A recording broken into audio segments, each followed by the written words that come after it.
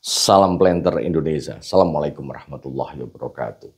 Ada sebuah statement dari sahabat The Brondol yang mengatakan jarak tanam itu nggak penting. Yang penting adalah bibitnya. Nah, ini yang harus diluruskan. Bicara tentang kelapa sawit, maka kita akan ngomongin ditata, ditanam sedemikian rupa sehingga bahwa jarak tanam atau jarak antar pohon yang ditata ini diselaraskan dengan panjang pelepah.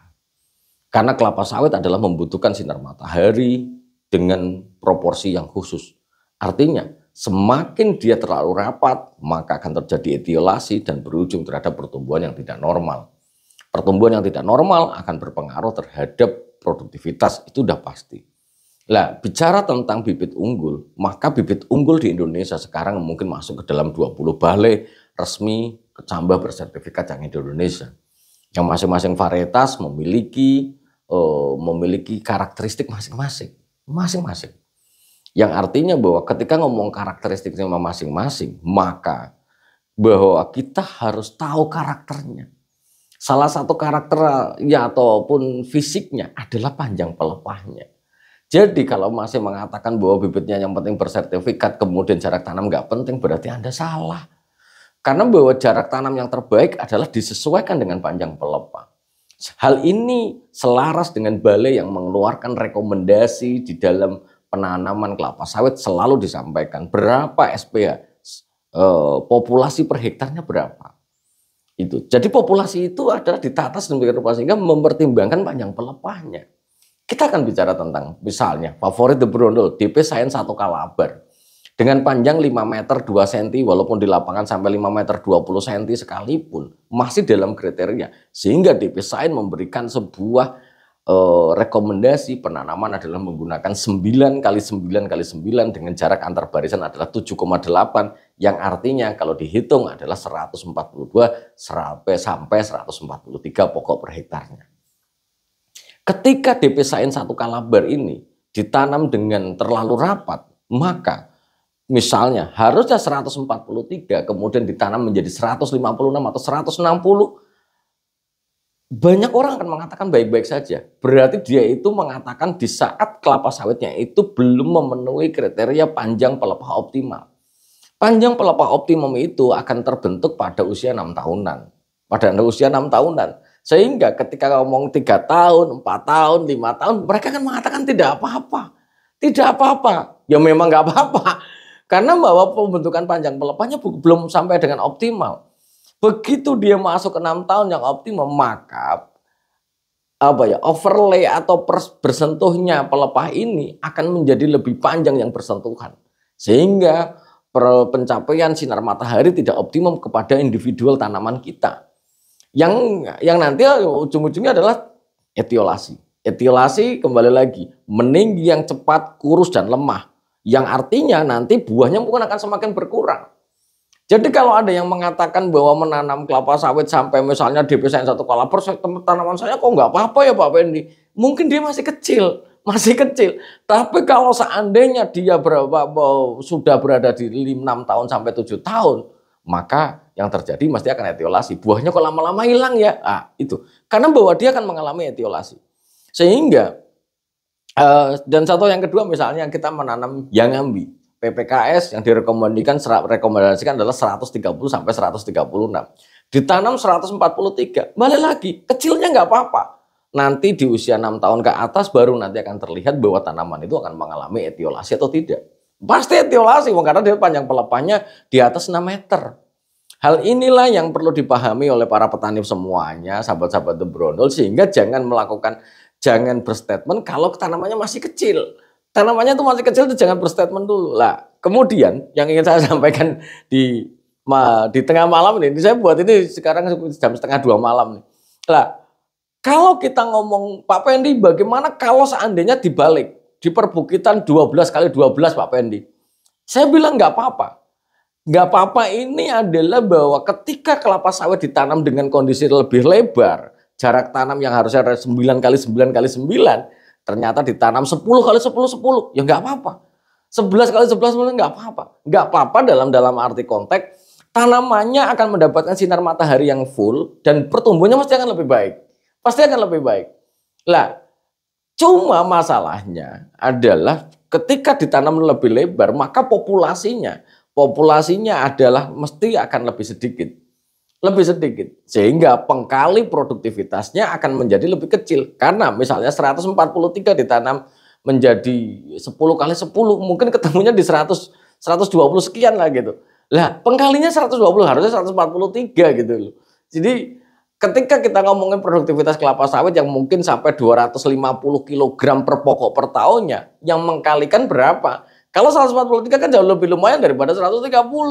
Sehingga inilah yang menjadi kunci di dalam budidaya kelapa sawit, bagaimana menata yang paling optimum, jumlah pohonnya optimum, kondisi tanamannya, pertumbuhannya optimum, sehingga produksi ya aman itu. Tapi ingin saya sampaikan, kalau ditanam lebih lebar, jawabannya ya nggak apa-apa. Ditanam lebih lebar, pertumbuhan individual tanamannya mesti akan jauh lebih baik. Cuma masalahnya di pengkalinya saja.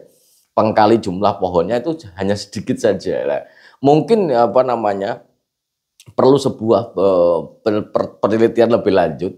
Ketika ditanam 143, rekomendasinya 143, kemudian ditanam menjadi 130, apakah 130 ini bisa nutupi 143? Nah, ini yang masih perlu penelitian lebih lanjut, sehingga apakah nanti ditanam lebih lebar jauh lebih baik dibandingkan lebih rapat ini.